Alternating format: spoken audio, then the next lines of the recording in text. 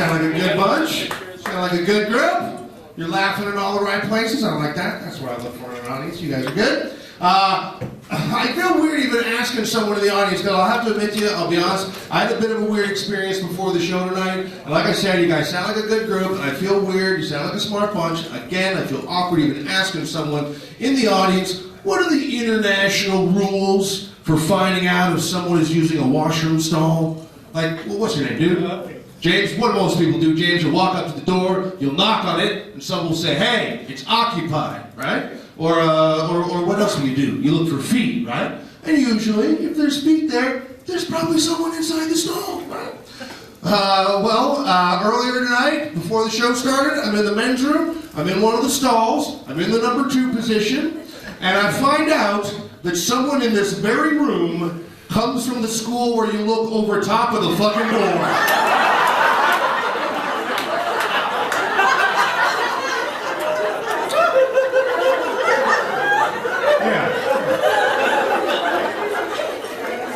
Fuck you very much, you know, absolutely. I'm sitting there, I'm like, oh, I see some feet come in, I'm like, oh, I wonder what's gonna happen here. What the fuck?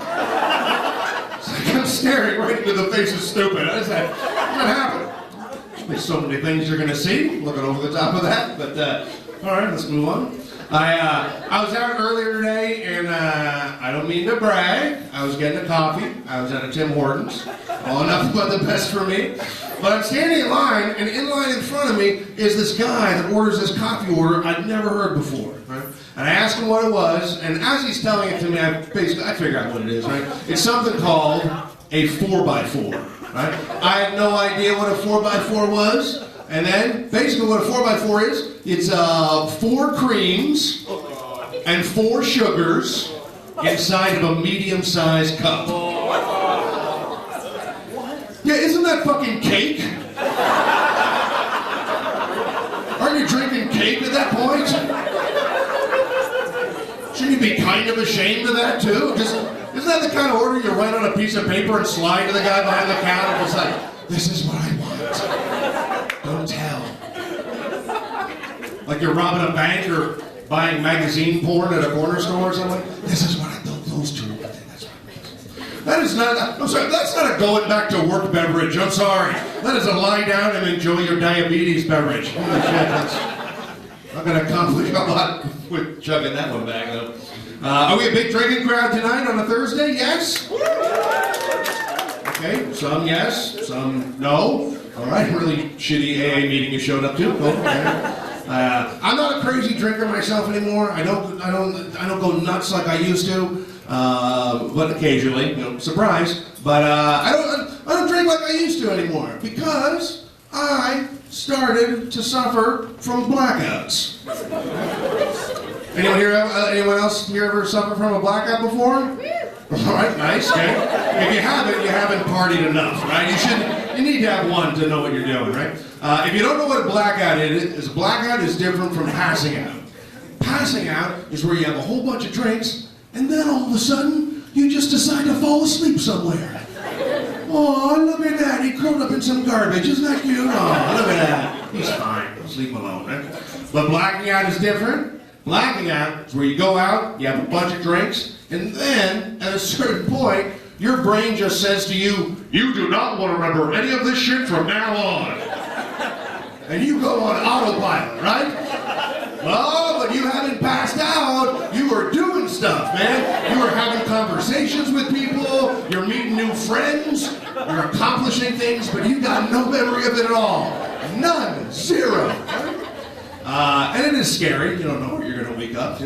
But occasionally, this is what I would have. Occasionally, I would have something called the responsible blackout. Right? Now, this is where you go out, you have a bunch of drinks, you black out, you wake up at home, and then you're like, oh my God, what did I do last night? I got no memory at all of what I did. What did I do? You get out of bed, you walk into the kitchen, and you're like, holy shit, I did all my dishes last night. That's right, I came home completely shit-faced, I did all my dishes, I folded all my laundry, I packed my bags for a trip to who knows where the fuck.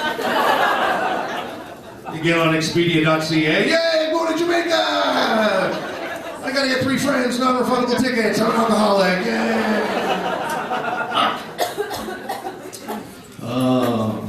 But your hangovers get worse the older you get, man. They don't tell you that, man. They don't tell you that when you first start drinking. What's that one cure for every hangover that they always talk about?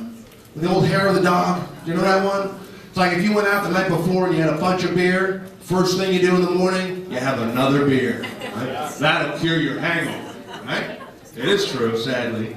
But that is pure alcoholic logic, okay? Because you don't do that with anything else. No one ever says to you, hey, do you remember that egg salad sandwich that you ate the other day that was sitting on the dashboard of your car while your car was out in the hot sun for 6 or 8 hours, and then you ate that sandwich, and then you puked your brains out and you shit your pants? Remember that? You should do that again. Just not come up with conversation. Wouldn't it be cool if they had a hangover section at a Shoppers Drug Mart? Wouldn't that be nice? It would be sweet, right? Okay. First of all, why is it so bright in every Shoppers Drug Mart? It's like a fucking atomic bomb went off. I get it, it's a drugstore, it's clean. Can you get a fucking dimmer switch? Holy shit. But what I would like to see is, you go in, you just see a set of footprints on the ground, they go straight to the Advil, to the Gatorade, and right to the cash register. Everybody wins. I love to work in it. If I had to work in another retail job, I think I'd like to work in a Shoppers Drug Mart. I think that'd be fun. Because the items that people buy are personal, and you can judge people for them. What's more fun than that, huh? Last time I was at a Shoppers Drug Mart, I'm standing in line, I got all my stuff with me in my little basket, and in line in front of me is one of the most stunningly beautiful, gorgeous women I've ever seen in my entire life. Jaw-droppingly beautiful. Right? And she happened to be in a wheelchair. And I take a look at what is inside her basket, and in her basket she has a 12-pack of Magnum-sized condoms. And my first thought was, oh my God, is that what put you in that wheelchair? Holy shit. I'm only saying that because I've heard guys say shit like, you know what, I'm going to fuck you till you can't walk. But oh my God, if you can do that? You might want to put it literally or figuratively on at the end of that sentence because she might not be that into it, okay? I know lots of girls that love cock, but they also love walking up and down the stairs, too. I wish I could say that to a girl. I wish I could say that. You know, oh, I'm going to fuck you till you can't walk. I'm going to fuck you till you can't walk. I wish I could say that. I can't. I can probably fuck you till you think a mosquito's bothering your pussy. That's about it. That's... Oh my God, what's going on down there? All right, I'm getting fucked. That's what's happening. That mosquito word hit a real chord with you guys. I don't know, we all... trying to figure you guys out. A lot of couples here tonight. That's nice. I like seeing that. That's nice. Anyone here been to the aquarium in Toronto? Anyone here been to the aquarium? Yeah. It's nice, isn't it? I think it's nice to go to. Fun place, you know. I was there with my girlfriend. It was a fun thing to go to do. You know what I didn't think was necessary at the aquarium? I didn't think it was necessary that they had fish and chips at the snack bar on the way out. Yeah, I think that's a bit much. That's a bit of a fuck you to the fishes, isn't it? That's a bit much. That's a bit over the top. But clearly, as human beings, we have won in this situation, all right? I think we're kind of rubbing it in their face, you know? Just like, don't get any bright idea, fishes. Okay? We got you there, and we got you there, okay? Any moment, we can turn your tank into a deep fryer, okay? Don't get any bright ideas. I've been going out with the girl for a while. I think that we're in love. I think we're in love. I think we're in the all right place, and we might want to wait until the rest of the joke, okay? I don't know what, I'm kind of getting to a point where, at a certain age where I don't know how much love is important. I think it just comes down to finding someone that will put up with your bullshit. I think that's it, basically. I think that basically that's what wedding vows should be. Do you want to put up with their bullshit? Will you put up with her bullshit? All that back and forth, right? But you know what I think love is? I think love is driving home with the one that you love, and sometimes they get you so angry that you want to push them out of a moving car, yet you still want them to be there when you get home. That's what I think love is. See, maybe you shouldn't have wooed.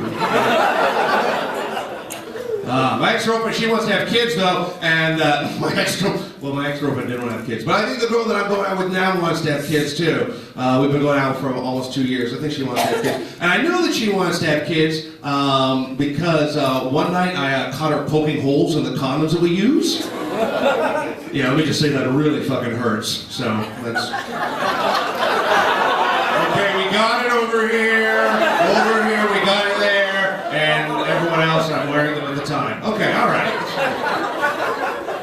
there a lot of parents here tonight that are just happy to be away from their kids? Okay, that's overall. Swinging single. Okay, that's nice. I don't have, like I said, I don't have kids, and what I don't know at what age you teach your kids anything about sex. I don't know what ways you do that. It's a scary world out there, and I think if you have kids, you should teach them early, right? You got to teach them when they're young, right? Don't let them figure it out on their own, like on the internet or from their stupid friends or anything like that, right? Because when I was growing up, around 13, my parents found a copy of Swank magazine in my bedroom, and my parents were like, "Oh, we should teach our kid about sex. He's obviously interested in it." And so this is literally the only conversation that my dad ever had with me when it came to sex. Right? He just comes into my room, very awkwardly, sits down, looks at me straight in the face. This is all he says.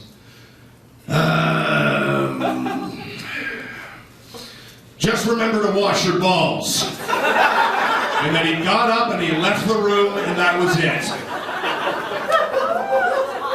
Again, I'm not a parent, but I don't think that's enough. So then, basically, all I had to teach me about sex were stupid things that my friends would tell me, and whatever it would say in the health textbook in school, right? Now, in the health textbook in school, when it would show you what sperm looked like, it would show you a little tadpole. Little tadpole swimming around like this, man. One tadpole, sometimes two tadpoles, sometimes three tadpoles, right? And so I literally thought, once I found out there were tadpoles in the sperm, I literally thought for way too long that the tadpoles in sperm were the same size as actual tadpoles that you could see with the naked human eye, no microscope required, right? And then when I found out that when a man climaxes, millions and millions of tadpoles are going to come shooting out of his penis, right? I always thought, well, one tadpole, one kid. That makes sense, right? But then I was like, millions of tadpoles, oh my God! And thank God that's not true, because if it was, masturbation would be such a hassle, wouldn't it? Just a lot of like, oh my God, holy shit, they're everywhere!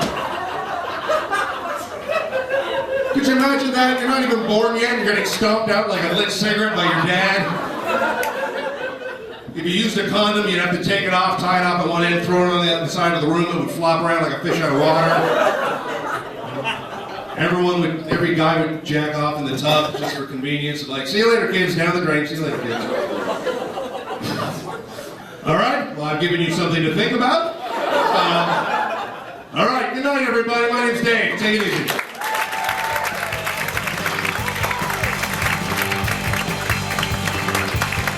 For Dave Martin.